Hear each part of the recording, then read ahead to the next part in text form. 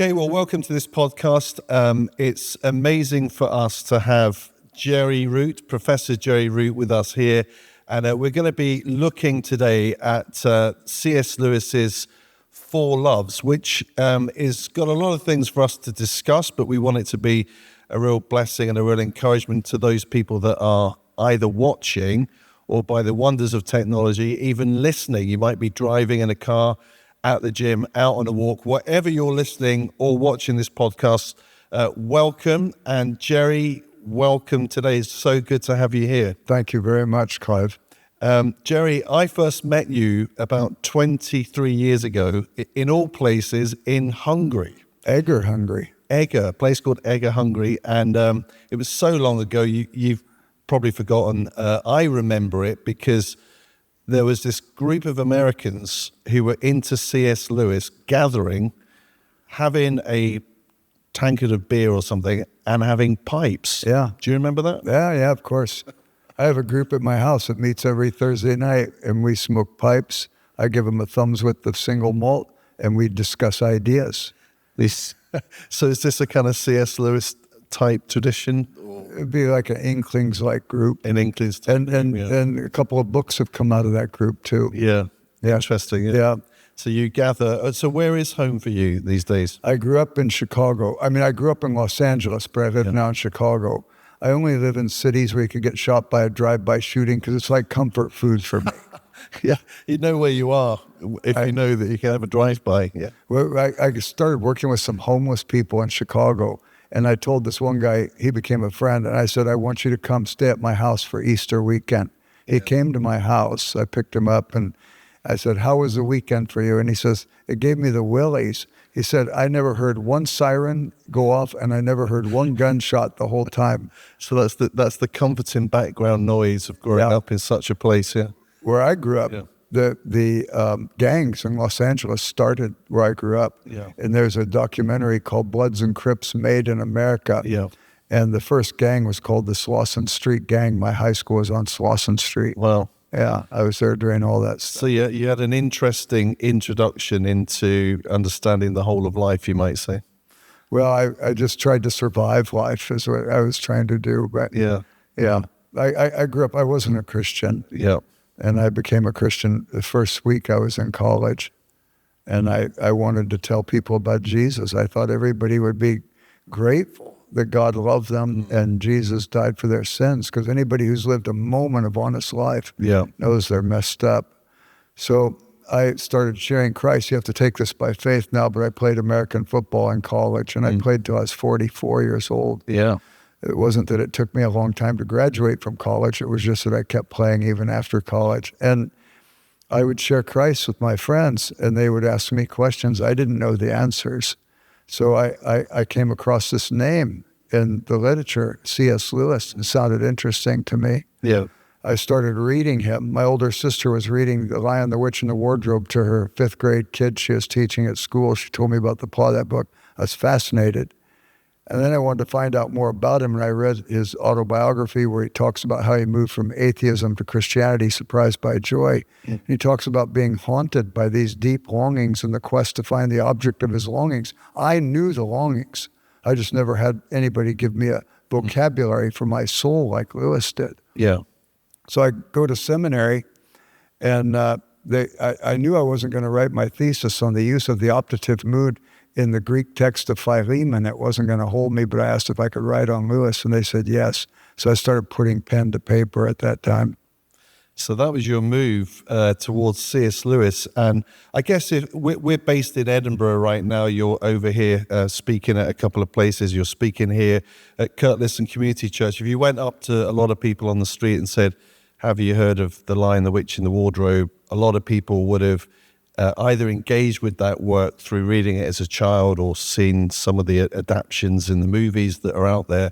But maybe more people have not read his other works, including Christians. And I would suggest that to some degree, although you found that helpful, it does take a bit of work, doesn't it? Getting into how he writes, I think, or maybe you just find it easy, but maybe it's just me that's not as bright. Well, I was impressed with how clear he was. So I went on and got a doctorate in philosophy of religion. Yeah. But I started out in college as a physical education major. I'm probably the only PE major in the world who's actually read Edmund Spencer's Faerie Queene. And I know my old college buddies would have thought I lost my head if they knew I was reading In Praise of Poesy by Philip Sidney. But nevertheless, I didn't find Lewis difficult at all. Yeah. I felt he was a good introduction for me to move from his accessible books, very accessible, like the fiction for children and so on like that, into his more academic books. Yeah. And I started reading his academic books, and I think my mind woke up when I started reading Lewis. And then I didn't just read him, I read the books he refers to too. Yeah. I wonder whether it's partly because I suppose every author writes with a certain kind of style of writing, and some of that stuff connects with some people more readily. But I think sometimes understanding certain authors is you've almost got to get into that mind of the author and sort of crack the code, you know. So there's some writers that I would more gravitate towards easily than Lewis's stuff I found helpful. So I was just recently on sabbatical, and that's what we're going to be talking about in a moment. We're going to be talking about the Four Loves. But I wouldn't readily say it's the kind of book that I would just sit and read in a coffee shop for the ease of it. You know, I found I had to really work hard at it personally to try and understand it, you know. At that degree, we would be different. Yeah. And the reason why is because I think Lewis was trained in rhetoric. He said he learned his rhetoric from the poets. Yeah. He also said, I'm an Irishman, so naturally I'm a rhetor. He likes to talk and so on. Yeah. And the deal is he defines his terms. Yeah. So in doing that, he eliminates ambiguity. Yeah. He describes things well. He doesn't come at the person he's talking with face to face. He stands shoulder to shoulder and describes some object out here. Yeah. And then once he does that, he depicts it. He uses an imaginative depiction, some brief illustration or something like that. So if you didn't get it in the definition and didn't get it in the description, you got it in the illustration. I think he's masterful in these regards. No, there's no doubt that, and we're going to dive into that in a moment or two. I think how we approach its hermeneutics, isn't it? How do we interpret anything? So there are multiple levels of hermeneutics, for instance, within biblical hermeneutics. So how do we approach writing, but also how do we, as a reader, read well? How do we interpret? And sometimes we can do that badly. We could, for instance, within the evangelical church, there could be what's called conservative reader response, which is, oh, there's the Bible, but I'm jumping straight to application. What does it mean to me? Rather than actually what's the meaning of the text. You know? So I think possibly within a sort of the age that we live in, we can sort of gravitate towards, well, what's in it for me, you know, rather than what's the actual meaning. So that maybe that's one of the tensions that, are we good, not only good writers, but are we good readers, you know? So that's one of the challenges, you know. Well, this might relate to you're saying sometimes it's difficult to get into them. It's because culturally we're pretty lazy. Yeah. And consequently, we have been trained by our culture to have a 3-second attention span before we move on to the next thing. You look at TV, they give you a 3-second clip, then they've got the next thing, and then the next thing. And our minds are not used to focusing and concentrating. Yeah. So in order to break out of that, we have to at least lean into the opportunity to be disciplined in our thinking. So what did you say there? I just forgot you. No, I'm joking. Yeah, there you go. Yeah. The attention went, no, I'm joking. Yeah. So I am giving you the attention, but we do have humor as well, believe it or not, as Brits. So we're going to dive in to the Four Loves, and we're going to dive in and hopefully take a bit of a deep dive, and hopefully that will be enjoyable for people. A deep dive into a book that's not a shallow pool. Well, exactly, yes. So to begin with, Lewis talks about four loves. We've been speaking a bit about culture, and he talks about four loves as opposed to just one description of love. And maybe some ways in the English language, we tend to just talk about love in a kind of very general way. You know, I love chocolate, I love my wife, I love my kids kind of thing. I mean, Lewis himself says that most of my generation were reproved as children for saying that we loved strawberries, and some people take a pride in the fact that English has the two verbs love and like. We can say we love all kinds of things, can't we? So before we kind of get into the specifics of the four loves, what's your thoughts on that? You know, he's not just talking about the one love, but he's obviously gone after these kind of Greek definitions of the four loves for a reason. Any thoughts on that? Well, it's back to what I said just a moment ago. He defines things. Yeah. He defines his terms. And if English, which is rather ambiguous because of the way, I don't think Shakespeare could have had a career in another language. We have so many ambiguities in the English language. But that's why puns work in English pretty well, and dad jokes particularly work well. But Lewis then goes back to the Greek, and he said the Greeks had 4 words for love. Yeah. And he uses eros, love between the sexes, storge, affection, or family love, or friend. It could be just relationship where you're brought together by circumstance or whatever. Yeah.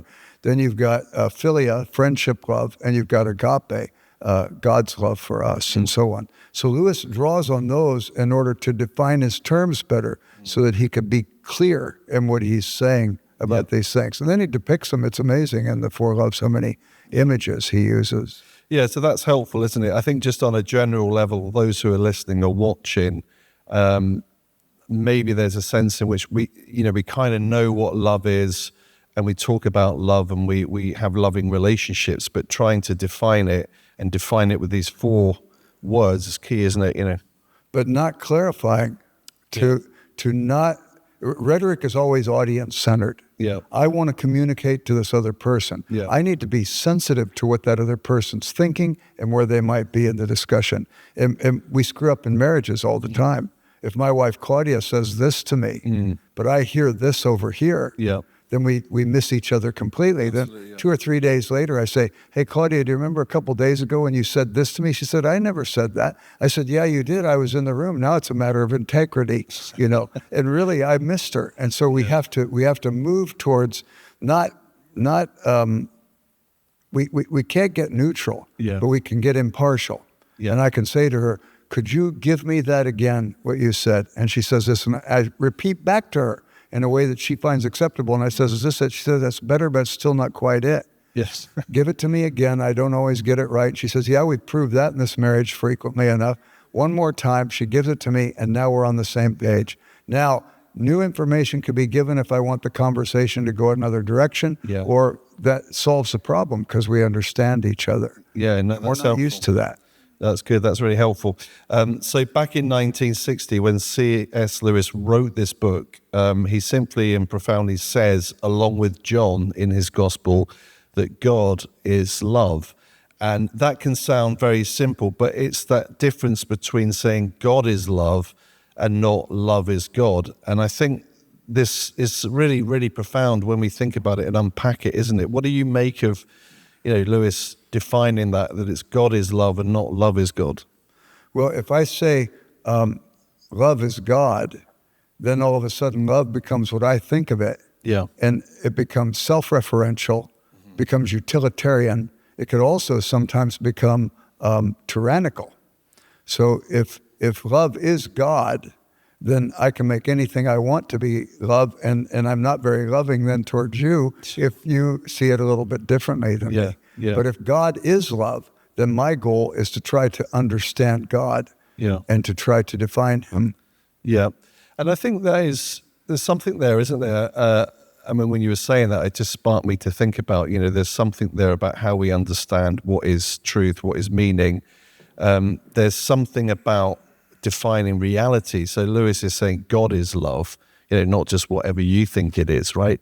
And I think within theological and philosophical conversations, there's people that debate, is there objective truth, subjective truth?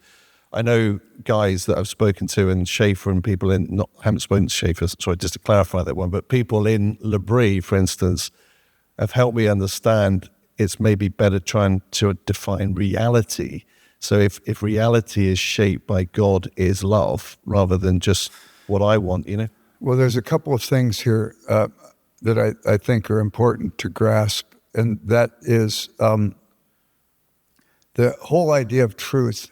Truth is not reality. Truth is what I think about reality when I think accurately about it.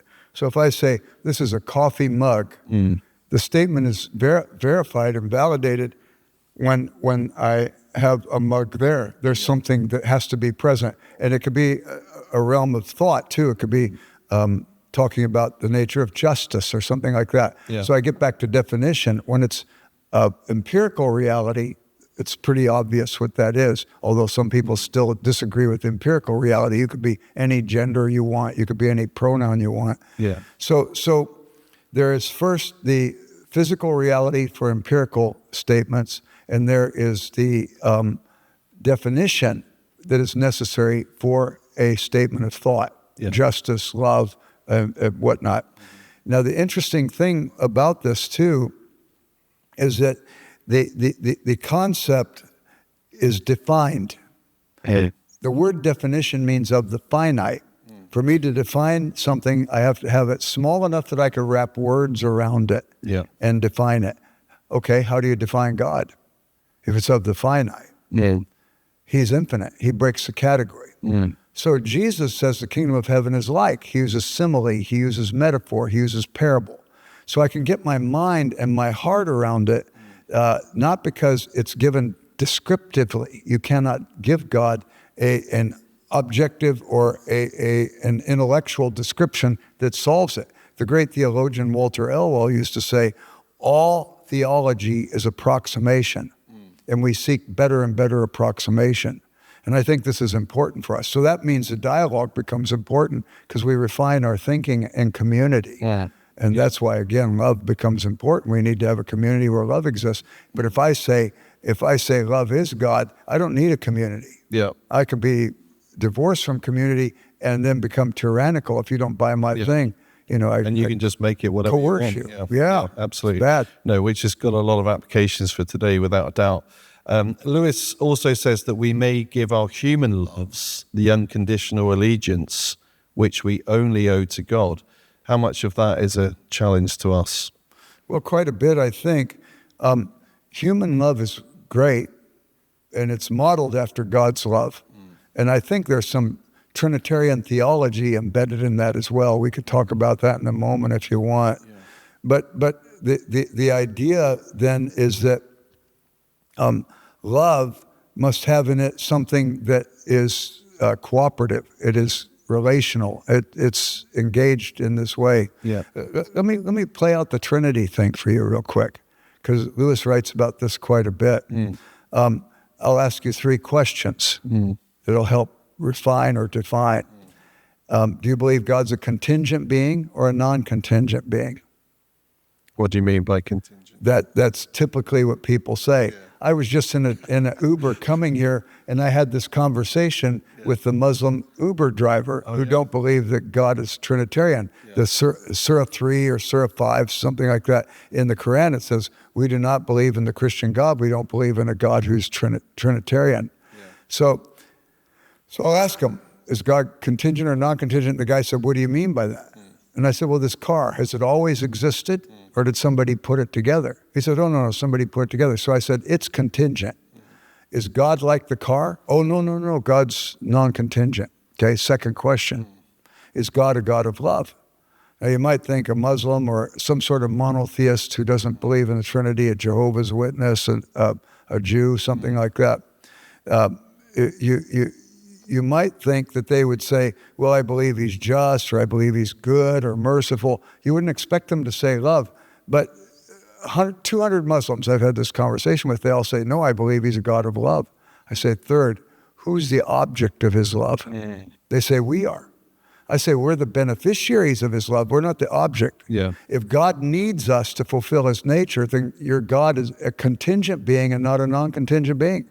Relational attributes in a non-contingent being presuppose that relationship is necessary in that being. God doesn't need us to fulfill his nature, but God is so flowing with his magnitude and grace that he creates us as further objects of his love. So consequently, the whole gospel begins there. The whole understanding of God begins there, not as something that I am projecting on him, not as something I'm making up as I go along. It is something that is objective, it's revealed, the fact that he communicates, revealed. So back to truth then. Truth depends on an object. And if I said to you, this is an elephant, elephants exist, this is not one, that statement is falsified because there's no objective reality to validate the statement. Yeah. So consequently, if I want to be right, I can't say it could be anything I want. That's love is God. Yeah. It can't be anything I want. I can't be any gender. I can't be any pronoun. Yeah. If I really want to understand reality, I have to be able to prune all the false notions so I could get to the truth. Yeah, no, that is really helpful, isn't it? Because what I read of Gen Z, for instance, is there's a real desire for that which is authentic and real. So as a starting point from what you're saying there, if we really want to know what is truly true, is real in this sense, there is that loving relationship that exists within the Godhead, the Father, Son, and Spirit. He didn't need to create us, but he chose to, and he chooses to love us, So I think that pressure to which a lot of young people feel they need to create their own identity, they need to sort of find love themselves and define what love is freed up when you say, well, here's the gospel, God is love. It's not love is God, Well, there's an interesting thing related to that. You mentioned the word authenticity. Yeah. John Stott, the last time he came to Wheaton College, they had 2,500 in the auditorium. They had microphones set up all over the place. He spoke for 10 minutes and then he fielded questions from the students. Yeah. One student said, how do you reach the postmodernists for Christ? Back then, postmodernism's pretty much dead right now, but back then, everybody was talking about it, and I think more people were talking about it than actually reading about it. Yeah. They had no content in their statements about it. But Stott gave a tight definition of postmodernism, a tight definition of deconstruction, and he says, I think you reach the postmodernist by being an authentic person. As soon as he said that, I went into existential despair. Because I'm not an authentic person. Yeah. I believe in the high ideal of love, but I've had sharp words with people I say I love most. I believe in justice, and I caught myself thinking back on some occasion, and I realized I'd been unfair to that person. And I went walking out of that auditorium that day pretty down on myself, thinking, I'm not going to reach many postmodernists for Jesus. And then I realized, wait a minute. I think there's only been one truly authentic person. Only one person who lived life utterly consistent with the way it was intended to be lived. So now the question switches.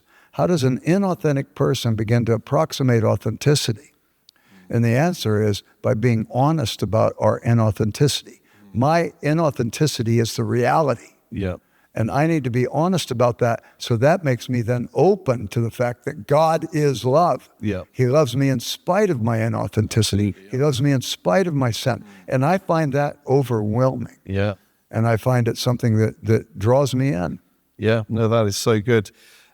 So as we move through, I mean, we've spoken quite a bit already about just trying to unpack that God is love, which has been really helpful. But researching this book, I was aware that I needed to get my head around these two key ideas, which seem to be the kind of foundation of the book, which is, if you like, I suggest kind of unlocking the rest of the book, which is these ideas of what Lewis calls a need love and a gift love. Can you unpack these kind of ideas of need love and gift love? Yes, but to contextualize it, let me say, I think it's 8 times in the book, he says, when love becomes a god, it becomes a demon. Absolutely. And that would be love is God, that approach. Yeah. So need love and gift love. Yeah. God has no needs. He's triune. He's self-existent. He is complete. He then has no need love. Yeah. Gift love is something he gives freely, which is remarkable. And that is God is love. Yeah. And so gift love is something we need, and we need it because we're fallen and broken, and he wants to make us more like himself. He wants us to be magnanimous. He wants us to be generous in giving ourselves. And that means there's got to be some redemptive work that takes place in the process. And then as Lewis then moves into these other realms of love, he talks about what the redemptive look should be, because we compromise all those forms of love. Yeah. It seems he spoke about in the early chapters. What stuck in my mind about need love and gift love was he spoke about when you're born naked and in need of help. Yeah. A baby needs help. And then the gift love seemed to me also that the mother or father then gives love to that baby. They have a need love because they're hopeless and helpless in a real way. But the gift love is that nurturing, isn't it? Is that what he was getting at? Very much nurturing. Yeah. Augustine, thou hast made us for thyself, O Lord, and our hearts are restless till they find their rest in thee. Yeah. We need that nurture. We need that gift love, that kind of love. That's true. But even parents, when they give that gift love, because they're not God, they could compromise that gift love by some self-referential interest, self-interest. Absolutely, yeah.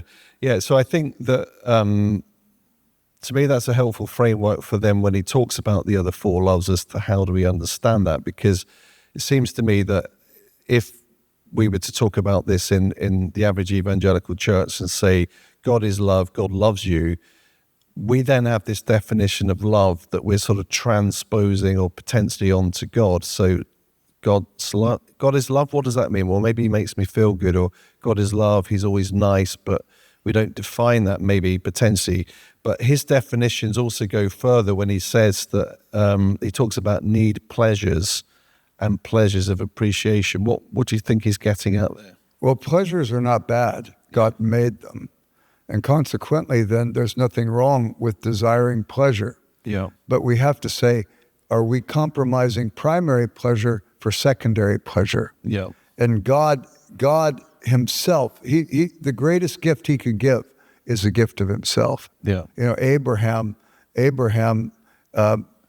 he wins this big battle, and he gives all the stuff back to the kings that he won the battle for, and God says to Abraham, I'm going to give a covenant to you. I'm going to make you a great nation. I'm going to make one of your descendants a source of blessing to the whole world. I'm going to give you this land. Abraham says, what do you give me? And he says, Abraham, your reward will be very great. Yeah. I give you myself. Yeah. You get the feeding of the 5,000. And first free lunch program in history, Jesus feeds these 5,000. Yeah. And the next morning they wake up and they're hungry again, and they're looking for Jesus. When they find him, they said, Moses gave our fathers bread in the wilderness and they did eat. He corrects our history. It wasn't Moses who gave your fathers bread in the wilderness. It was my father. And if you knew who you were talking to now, you wouldn't ask for the bread that will leave you hungry tomorrow. You'd ask for the bread that leads to eternal life. They said, Lord, evermore give us this bread. He says, I give you myself. Yeah. Find your fulfillment ultimately in me. If I find my fulfillment ultimately in him, I will then find these other things as fulfilling because I'm not looking them for ultimate fulfillment. Lewis writes an essay called First and Second Things. Yeah. I put first things first, I get second things thrown in. I put second things first, I lose out on first and second things. So I think there has to be this place where we recognize we need him more than anything else. And then if these other things come or don't come, I'm not brokenhearted if I lose something here. And I am enjoying when it comes my way. Yeah. And I think this is really important. And it's interesting, G.K. Chesterton wrote about this as well. And he wrote about the concept of obedience. Obedience is like a fence. And the fence protects me from the things that are outside that will do me harm. I could put my nose up against the fence and not be fulfilled because I'm longing for the wrong thing. Chesterton says, turn your back to the fence and look at the playground that God has defined for you. These good things that he's given you, and enjoy them within the safe perimeter of what he's prescribed. And I think when you get to Eros, it works that way. God is not opposed to sexual joy. In the context of marriage, there's the fence. Yeah. If you color outside the fence, you're usually taking advantage of somebody. You're diminishing the pleasure because of the way you are using it to gratify yourself rather than using it as an opportunity to engage mutually with another person. Yeah. God's not opposed to sex. But it's interesting, isn't it? When C.S. Lewis writes The Great Divorce, I don't know if you've read that one, it's kind of a satire on Dante's Divine Comedy. Yeah. He finds himself in hell. He ends up on a bus. He gets to heaven. George MacDonald's character is like the Virgil character that guided Dante. MacDonald guides him. Everybody is holding on to something in God's place. Everyone is unfulfilled because of that. And everyone chooses to get back on the bus and go back to hell because they don't want to give up this thing that can't satisfy them. One person gives it up. Yeah. And it's the ghost with the red lizard on his shoulder. And Lewis says the red lizard is lust. Yeah. And this angel, this burning angel comes out of heaven, and this guy's making all kinds of excuses for the lust. And the angel says, may I kill it? He says, well, that's a little severe. I wasn't expecting anything quite that drastic. He said, it's the only way. And the ghost says, well, maybe I could go back and get a second opinion. There is no time for a second opinion. May I kill it? And they have this back and forth. And finally, this guy gives up the lust, which is the perversion of eros. It's the misuse of eros. Yeah. He gives up the lust. The angel grabs it, throws it on the ground, destroys it, And all of a sudden, this ghost, this shade, this less than a human, because he hasn't enjoyed the primary love of God, this shade becomes thick and real, and he rises up. But also, Lewis says, I noticed on the ground where the lizard had been, it starts to change. And it becomes this stallion that stamps against the ground, and the place shakes, and the man goes over and rubs his nose and the stallion's nose. The two become one. Before they weren't one. They were a source of division of head, spirit and flesh. But now they become one. The horse is stronger than the lizard ever was. And the man gets up onto the horse. Rather than the lizard riding him and controlling him, he gets up on the horse, united with it, and they ride on into heaven. Yeah. So Lewis sees that the proper understanding of eros is an understanding that gives vitality to life, does not suck away the vitality. No, that's really helpful. And we'll pick up a little bit on eros, but one of the things that, and that is really helpful in terms of that very sort of graphic definition of those sort of tensions. See, he depicts it. Yeah, He absolutely. depicts it well. Absolutely. We're going to spend probably a bit more time on affection and friendship, partly because when I was reading that, I was thinking, how much time have I actually spent thinking about affection and friendship as loves? And I think maybe that's helpful to kind of unpack a bit. There are 4 loves as to explore as we've thought about. And just thinking about affection, Lewis says, affection almost slinks or seeps through our lives. It lives with humble undress, private things, soft slippers, old clothes, old jokes, the thump of a sleepy dog's tail on the kitchen floor, and the sound of a sewing machine. So these are great pictures that conjure up ideas of affection. We could maybe think about other types of affection, the love of a grandparent to a grandchild, the love towards a pet, we might describe as affection. What are your thoughts on affection? There's something comforting about it. Yeah. And it's usually home type love, or the love. It could even be the love you have with your mailman. Yeah. He's familiar. It's familiar love. If you heard your mailman passed away last night. So postman, lost in translation. Postman, okay. If you heard your postman died last night, it would break your heart because you had some connection with him. Yeah. There's comfort. He was a part of your world and so on. But the problem with affection, it's usually family love too. He talks about it in that context. It can become self-referential. Yeah. It can become sinful. When I then begin to think I need that more than I need God, then I can't give that life. I can't give it respect for its own particular interests and so on. Lewis, and again, The Great Divorce, has 2 women who end up in the threshold of heaven and choose to go back. One of them has a son who's in heaven, and she's angry that her son didn't come to her. And she wants her son to go with her to hell because she'd rather have him with her in hell than have him be released in heaven having joy. Yes. And then there's another one who's a controlling wife, who wants her husband to do all the things she wants. And he said, no, he's in heaven, he's happy. She says, yes, but I need somebody to control. And you've got Mrs. Fidget in the 4 Loves, Mrs. Fidget has passed away.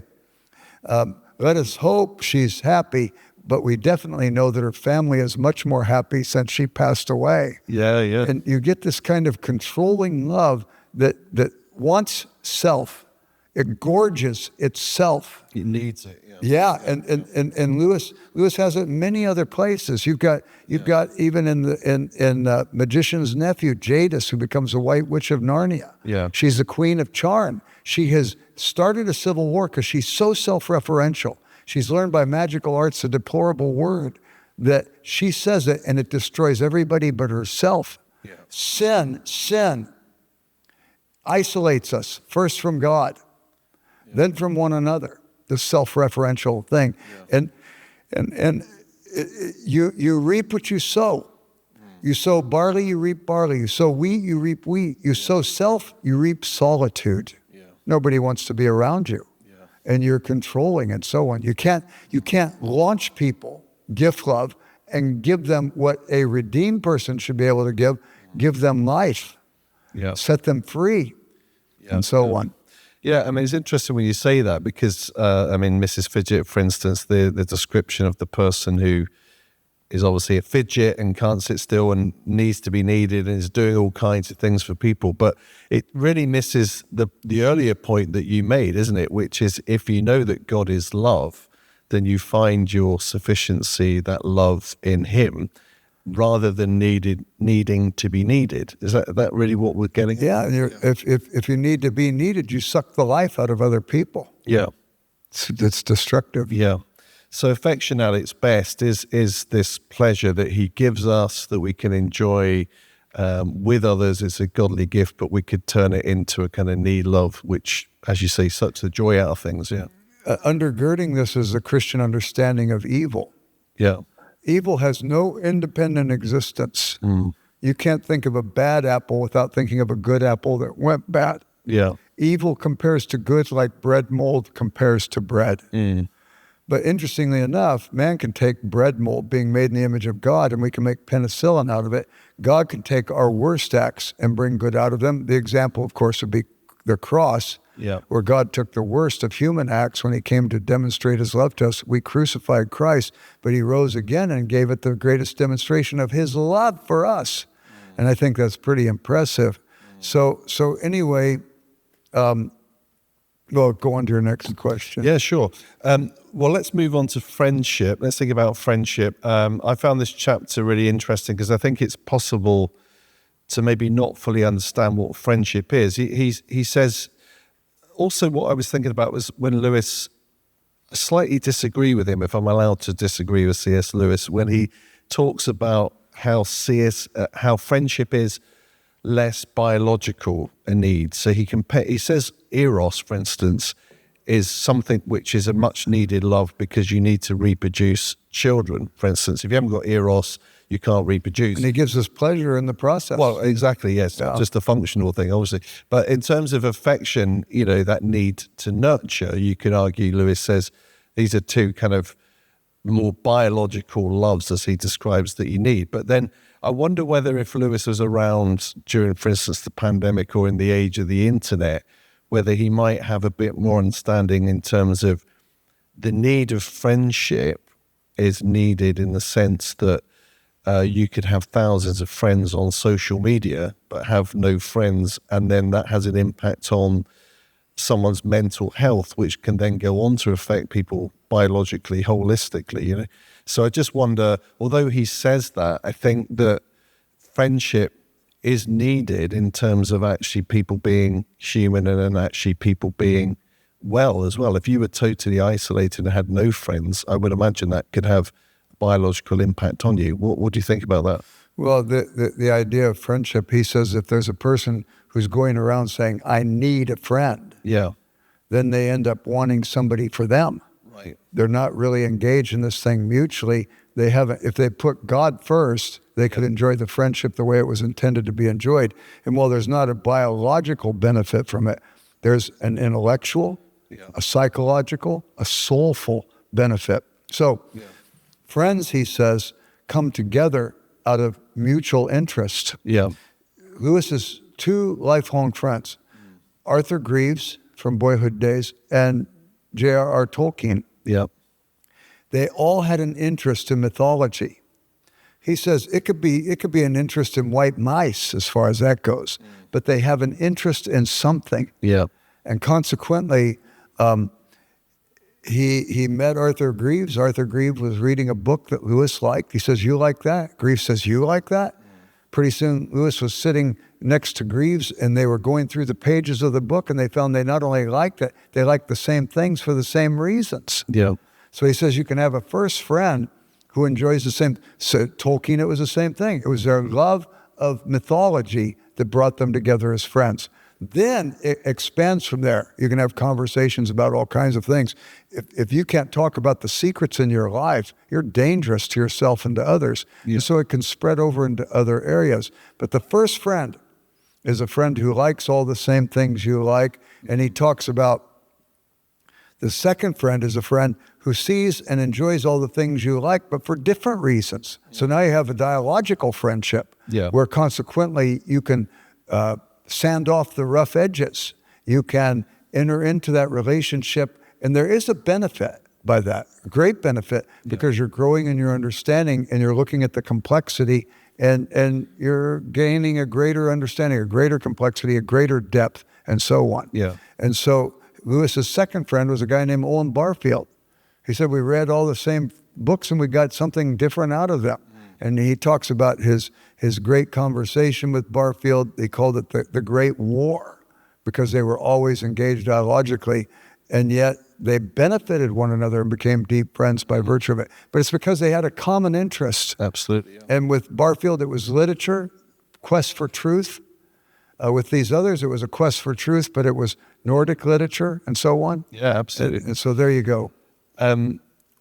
Well, I think you're right. And just to stand aside of that, and those comments are really helpful, is just, do you think that in terms of friendships, Lewis talks about few value it because few experience it.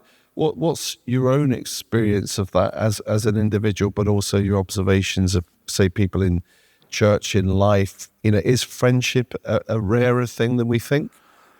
I don't know. I haven't done statistical evidence for me to make a judgment universal, but I know how it works in my life. Yeah. It was like Lewis said, common interests brought us together. So I have very intense, close friendships, faculty members at Wheaton College, where I taught all those years, those decades. And so we were brought together by sort of interest in the academic life, interest in our common and also different subjects that we taught. But I think that I crossed over the threshold of a friend versus a friend when I could talk about things in my life that were troublesome. And I needed to reflect with somebody, and I needed somebody I could trust. And consequently, when I found I could trust these people, I could go deeper with them. I don't think it's that we want to be exclusive. Lewis writes 2 essays, one called Membership and one called The Inner Ring. The Inner Ring is a group of friends who then become evil because they're exclusive and they brush other people away. The Inner Ring is portrayed most hideously in that hideous strength. The NICE, the National Institute of Coordinated Experiments, they can't let down their guard and trust because they don't trust the evil intents of the other people. There's another group in that book at the Manor at St. Anne's, and they're inclusive. They have intellectuals, they have common folks, they have wealthy folks, they have poor folks, they have a skeptic even can be invited to their group. They even have animals, Mr. Multitude and a jackdaw and so on, a cat and whatnot. They're inclusive. So membership is inclusive. It validates the uniqueness of the other person. Membership is like the church, full of people with different gifts. And we don't say everybody has to be like me. If you have the person that says, my way is Yahweh, you're in trouble. So you have different gifts, you validate the gifts, and you become an organism that functions together.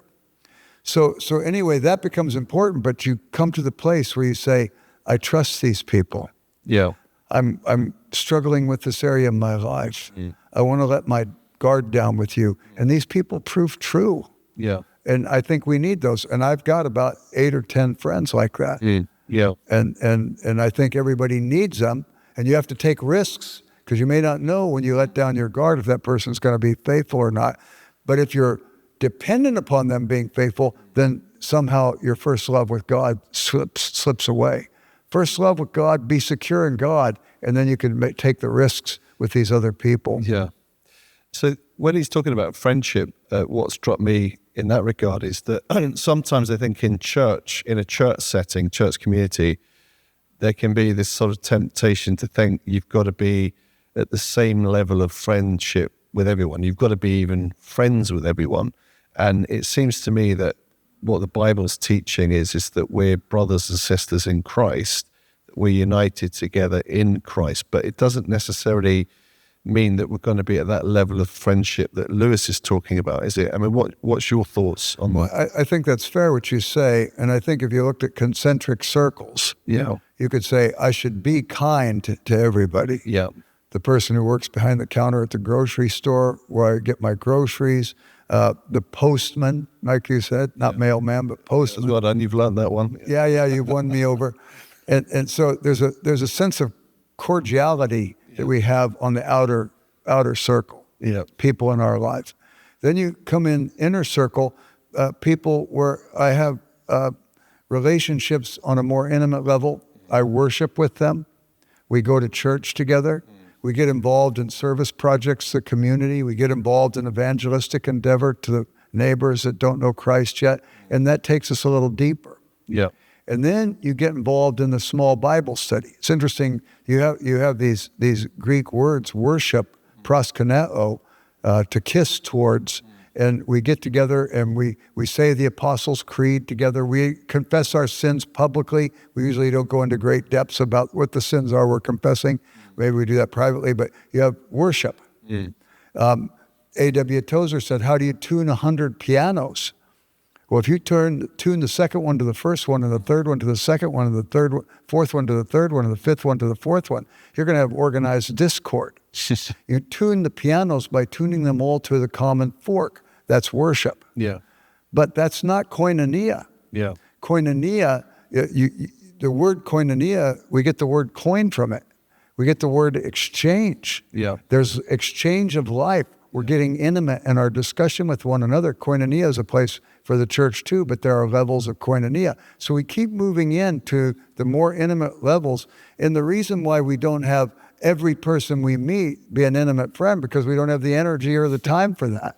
Yeah. So we do it in bite sizes, but we're not exclusive. There's always an open door for more to come in. Lewis was involved with a group at Oxford called the Inklings. Yeah. Lewis, Tolkien, Charles Williams, Neville Coghill, some of these different ones. And they were all accomplished people, but it wasn't an exclusive group. Yeah. You read the book by Diana Glyer. She's the great Inkling scholar, and she wrote The Company They Keep, and she wrote a more popular version called Bandersnatch. These guys, when they would read their papers to each other, by the way, they produced 365 books among them. And they produced those books because they took criticism from one another, and they offered criticism. And sometimes it could not be blows, but it would be verbal blows to each other in their disagreements, but also in their affirmations. So that group was a very helpful group for Lewis, and it was an more intimate level of friendship, but it was not closed. Tolkien's son eventually came in, Christopher Tolkien. There was another guy who was a former student of Lewis's who came in. There were some people who exited. There was some sort of free flow, but the content was largely do with this one group so that there be continuity in the friendship, if that makes sense. No, that's really helpful, yeah. I like that idea, yeah, because particularly about our capacity. We're only human, so we're created in his image. But we have a limited capacity, don't we? So we can't be having that level of friendship with everyone, but you're right, you have an open door.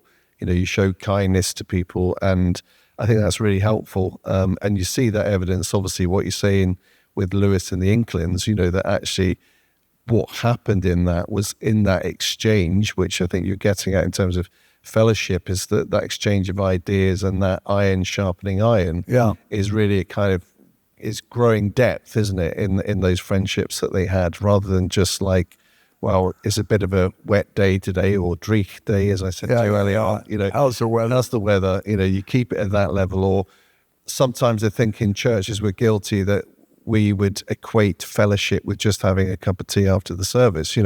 we're not really getting to those depths of what's going on in people's lives, you know.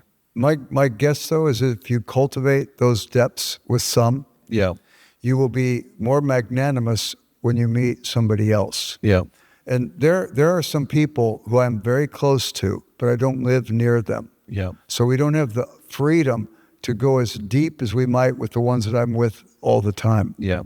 And I think that the fact that I am close to these and trying to be as authentic as I can, which means I have to be honest about my inauthenticity. And I think that I gain habits so that I can connect more quickly with another person when I meet them. Yeah. I'm not inviting them into the safe space with this few, but I can treat them the way I would treat the few because I'm learning good habits with the few. Yeah, absolutely. That's really good. We touched briefly on eros. Lewis says sexual desire without eros wants it, but the thing itself, eros, wants the beloved. And Lewis is distinguishing between eros, being in love, and mere desire. What's the heart of the difference there? What's at the center of the difference between those two? Yeah, I think that the heart of the difference is one is self-serving. Yeah. And one is wanting to serve the beloved. Yeah. And I think this orientation towards serving others versus being served. Now, if I serve others, it's okay for me to hope for mutuality in that process of serving. But if the mutuality doesn't come, I don't judge the person because I love them. And consequently, good eros, again, evil is a perversion of the good. Good eros is serving. It's not trying to get. You know, you think of people, I see it, I work with students for years and years, and I see the student who thinks they'd like to have sex, but they don't want to pay the price to have sex in relationship that is good and flourishing, that sex becomes a thread woven into a larger fabric. Yeah. They want only the thread. They want to pull the thread from the fabric.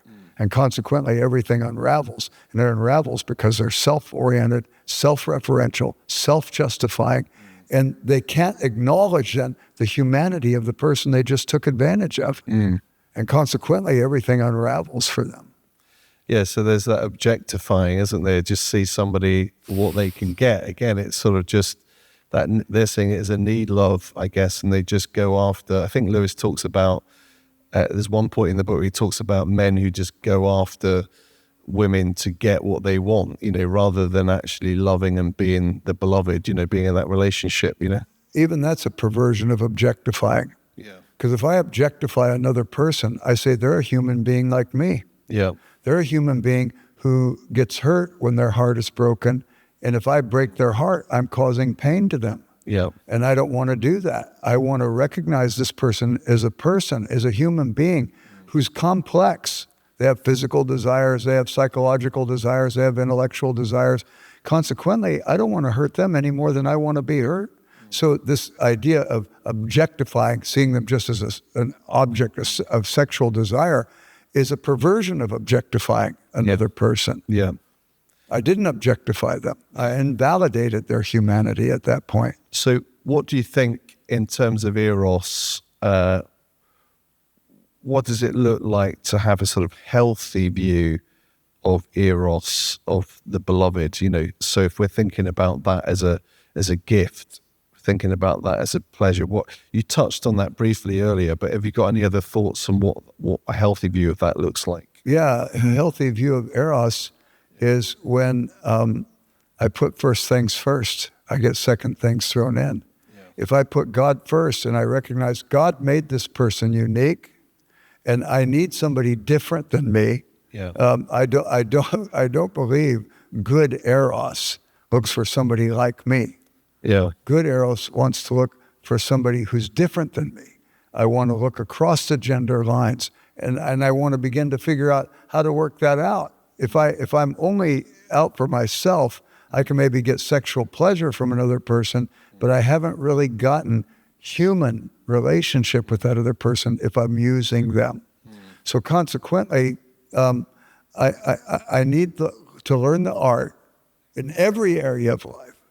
So the habits come out strong that I will be thoughtful of other people, thinking of other people, not wanting to use other people, but enjoying other people the way that people can be enjoyed. Yeah.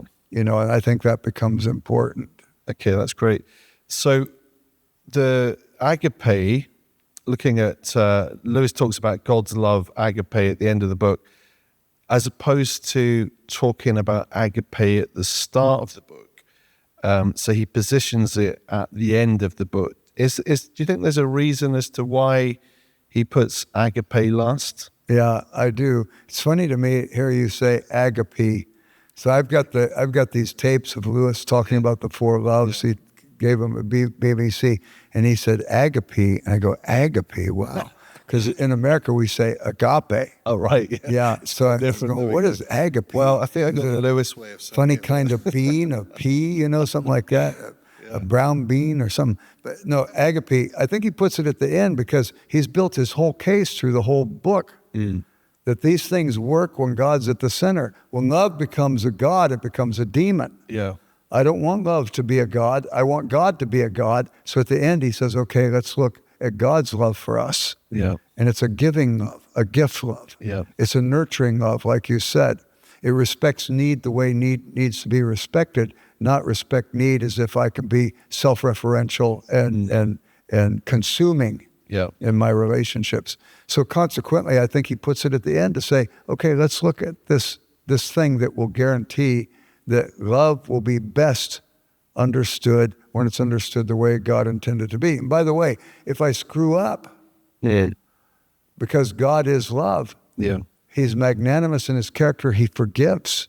He loves unconditionally. He doesn't love if I do well. He loves because he's love.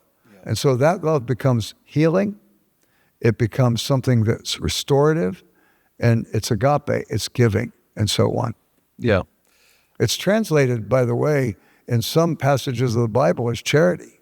Emphasizing its giving nature. Yeah. With that in mind, William Morris, he talks about, wrote a poem called Love is Enough, and somebody is said to have reviewed it briefly in the words, it isn't. So the natural loves are not self-sufficient. So how does agape interplay with the other, or how is it insufficient in terms of love is not enough in that way, and how does it interplay with the other loves? Well, he has to define it, doesn't he? Yeah. Love is enough, and then somebody else says it isn't. They're obviously operating on two different understandings of the nature of love. Yeah. As Lewis has built up his case throughout the book, The Four Loves, he said there's only one love that's enough, and that's God's love for us. And if I reject God's love, I end up losing. And again, that essay that he wrote, First and Second Things. Yeah. God is enough. And if I have God, I'm going to make it. And I believe this with all my heart. I have prayers I pray each day where I ask 4 questions in my prayers to analyze how my love for God is going. Jesus said, this is the great commandment. Love God, love your neighbor. On this, all the other commandments are fulfilled. If I don't love God, then I'm going to be using my neighbor. If I don't love God, I may cheat my neighbor. I may lie to my neighbor to get my ends meet, my artificial understanding of my ends met. So I want to go into this recognizing that only God can do these things for me. So here are my 4 questions. Number 1, I say, if Jesus came back today, would I be disappointed? Would I be disappointed because I wanted something in his place and I wanted that thing more than him? And I came up with that because I never had sex till I was married, and I thought about it all the time. I think now I'm old, I think about death the way I thought about sex by then. If heaven's going to be as great as it is, well, I can't wait. But nevertheless, I would imagine how it would be like this. I would imagine I would meet the woman. We would go on some dates. We would eventually fall in love. I would ask her to marry me, and I would ask her parents if it would be okay. And naturally, they would say, whenever I imagined it, oh, you were the guy we've been praying for that would come along all this time. I would imagine the day of the wedding. I'd be standing up front with my brothers and my brother-in-law and my best friends. And I would imagine that my wife would be coming down the aisle with her father. And when the pastor said, "Who gives this woman to be married to this man?" that her father would say, "Her mother and I delightedly do this," And then the pastor would have us exchange our vows. He would pronounce us husband and wife. He would introduce us to the congregation. They would start cheering and stuff. We would be going out the aisle. And whenever I imagined it, it was halfway out the aisle. In my memory, Jesus would come back. And it used to bum me out. I'd be so upset. And I started thinking, then that's the context. Yeah. If Jesus came back today, would I be disappointed because I wanted something more than him? Yeah. And asking the question helps me to begin then to evaluate my heart and do some serious diagnostic work about, Lord, I don't want anything coming between me and you, no matter how much it is. Yeah. Nothing will be better than you when the day you come. And then the second question is the flip side of the first one. And that is, can I say thank you to God in my present set of circumstances? I don't think I have to say thank you for my circumstances. Some of them are pretty stinky. But can I say, Lord, I say thank you because if my world falls apart, if my life becomes like Job and everything is taken from me, can I say thank you because if I have you, I'll be okay. I'll survive this incident. Nothing is more important to me. So if I can't say thank you, then I have to do some serious diagnostic work. And then thirdly, am I out of sorts with anybody? The scriptures say in 1 John, how could I say I love God whom I haven't seen if I don't love my neighbor whom I have seen? Am I out of sorts with somebody? Is there some relationship that's broken and estranged and I hold all the cards? Now, some relationships are broken and you didn't do anything. The person's kind of got their jaw out of whack or something like that. But I'm talking about the relationships I'm responsible for. Yeah. And if I can't love my neighbor, then I realize my love for God is in jeopardy because he said it himself. And then lastly, I imagine myself like Peter at the Sea of Galilee where Jesus says, Peter, who's betrayed him 3 times, Peter, do you love me? And he uses agape. Yeah. And Peter responds, Lord, I phileo you. I like you a lot. We're good friends. Yeah. And Jesus doesn't reject him at that moment. So great is his love. He doesn't say to him, listen, Peter, if phileo is the best you could do, take a hike. Get your act together, then you could come and follow me. No, he accepts him at the level of love he's able to give. And he said, feed my sheep. Second time, Peter, do you love me? Peter says, Lord, I like you a lot. Jesus says, tend my lambs. He commissions him to service by virtue of his love, and his love isn't fully refined. Third time he says, Peter, do you phileo me? Do you like me? Are we friends?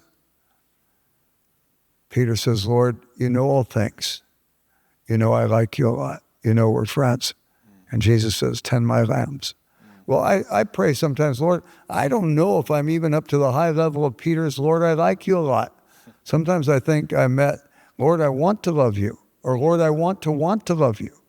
But he turns that, Lord, I want to love you up to, Lord, I want to love you, the Lord, I want to love you up to, Lord, I like you a lot, the Lord, I like you a lot, sometimes into those soaring moments where I feel like the most fulfilling thing in my life is God's presence in my life, my awareness of his love and grace, and I say, Lord, I love you. So I ask myself those 4 questions. I don't know if they're the same ones that everybody else needs to ask, but just trying to do the diagnostic work of my own heart, I've found that those were 4 questions that help me keep my life in check. No, I think that's really helpful, isn't it? Because I do think having that self-awareness, even of where our heart might be, I think is really important, isn't it? I mean, we can have the wrong view of ourselves or an inflated view of ourselves, and I think really, search my heart, O Lord, know if there's any anxious thoughts, and it's sin within me. And I think it's being honest before God, isn't it? In that way that we know God is love, and therefore we know that he is the thing we need, right? But actually it's how we approach that, isn't it? And whether we even, like you say, honestly say we need him or not. And I guess my prayer is that, we would all see that, whether we know him or not, Another one we could use possibly is Jesus says, if you love me, you'll obey me. Yeah. So I could say, is there some area in my life where I'm stuttering in my attempt to obey him? Yeah. What's provoking that? Is there something that is keeping me from willingly saying, Lord, if you command it? Where Dietrich Bonhoeffer in his poem, New Year 1945, if it be ours to drink the cup of grieving, even to the dregs of pain at thy command, we will not falter, thankfully receiving all that comes from thy loving hand. So sometimes the lack of obedience may be an indicator, a diagnostic evaluator of where I need to work. Jesus doesn't say, he's not dismissive of us when we do this evaluation. Yeah. He's bringing us into a conscious awareness of our need for him at a place where we maybe haven't encountered it as fully as we might. Yeah, absolutely. So just as we close, are there any, I mean, you've shared a few things about how you personally think about the love of God in your own life and where you're at with God. Are there any closing thoughts as you reflect on the Four Loves by C.S. Lewis? Any other personal reflections on the book itself? The complementary book to the Four Loves. Lewis would often write a book in propositional form, and then he'd write a complement in imaginative form. Yeah. The companion volume to the Four Loves is Till We Have Faces. Yeah. And our rule, she violates all the forms of love, everyone. Mm. And she has to learn, painfully has to learn about her failures. But she begins the book with a complaint against the gods. And she has a right to complain because her issues are more important than any issues that God has. She complains against the gods, and she ends the first book of Till We Have Faces. I complain to you, God, and you don't give me an answer. Why don't you give me an answer? At the end of the book, after she's all of a sudden had her eyes open and she sees all of her deficiencies, she says, I ended my first book, no answer. Yeah. I know now, Lord, why you utter no answer. You are yourself the answer, and before your face, all questions die away. She's like one of the ghosts in The Great Divorce who won't give up. Or finally, at the end of her life, in exhaustion, she gives up. Yeah. And she recognizes she needs God more than these other things. I think that book helps me. It's a haunting book. You can't read it once. You have to read it over and over. But as you read it, you begin to see your own life mirrored in its pages. Is there something I'm complaining against God about because I wanted it more than God, and God didn't give it to me the way I thought he should have given it to me, so I'm going to reject him? Rather than opening my eyes and letting the circumstances prune from me these false notions of what love is and these false understandings, and to say, Lord, I stand before you naked. I stand before you confused. I stand before you recognizing I don't understand. Lead me into the love that will satisfy me and fulfill me.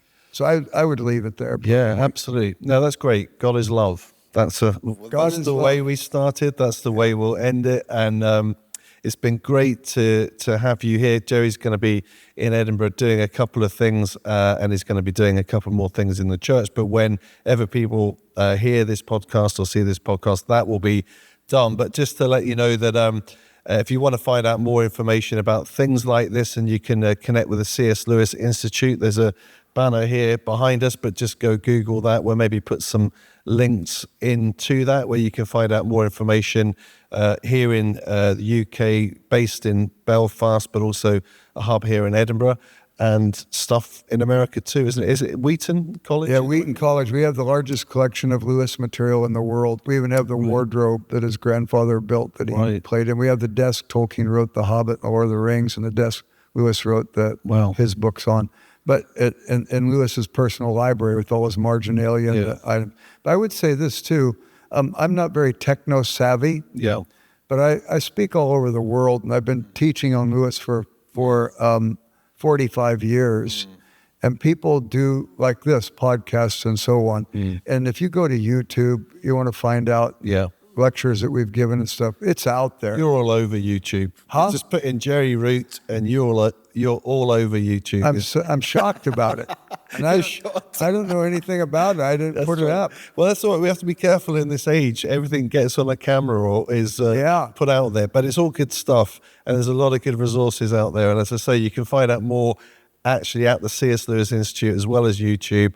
It's been great to spend time with you, Jerry. I look forward to spending more time over this weekend.